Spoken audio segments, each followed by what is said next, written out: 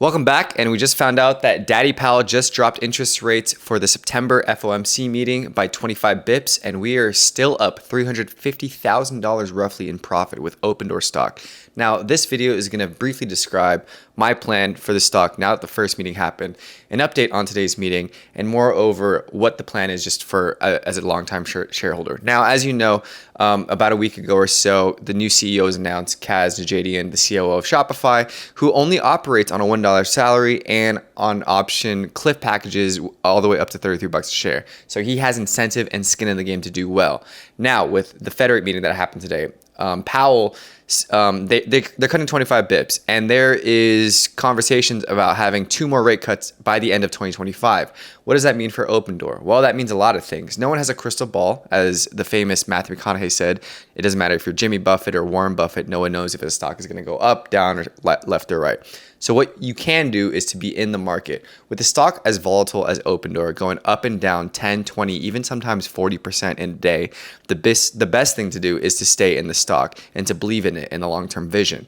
Kaz said it best on an interview lately about OpenDoor that the potential of how a stock is traded is how a stock is traded. So basically, analysts and hedge fund people and associates, they do something called a DCF, a discounted cash flow analysis, based on what the stock price should be worth right now.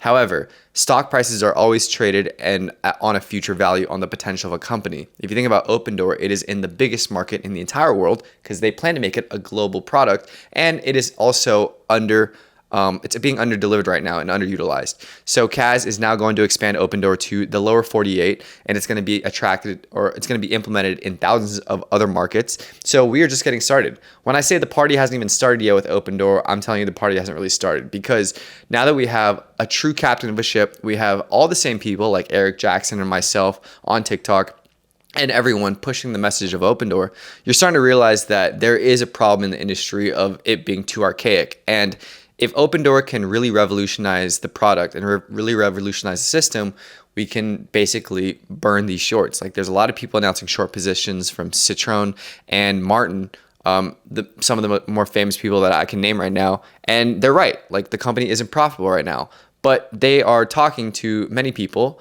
And we are too, Keith and me and Eric and, Kaz.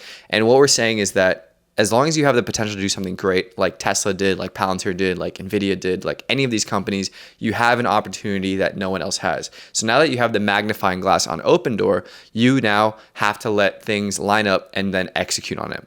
The biggest advice I ever got was, if you ever get the opportunity to do something, don't F up. So with 2 more rate cuts coming, with potentially more coming next year, we now have the last quarter of the year, the last 3-4 months, for Kaz and the rest of the OpenDoor team to basically build a product that can be implemented sooner rather than later and show what we can do as a company. Now, he is crazy because he's already tweeted over 100 times on Twitter, and it's not that he's trying to be an influencer, it's that he's trying to be as transparent as possible with shareholders, with investors, with future employees.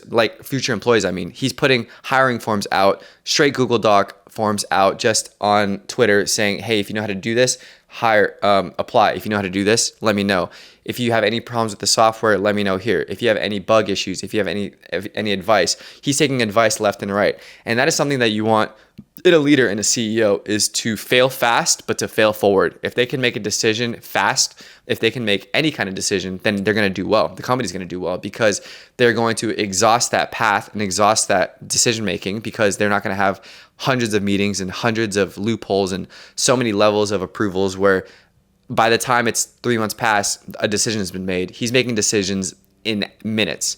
And that's what we have to love about Kaz and the rest of the team and the board of Keith and Eric and the rest of them, is that there is a new wave of investors, and we want things to be done quickly, but we want things to be done well for the long term. So with the new hype of the Fed meeting, we're destined for so much more. So we're going to hold right now. And I think, good luck to everyone, and good luck to all open shareholders that held.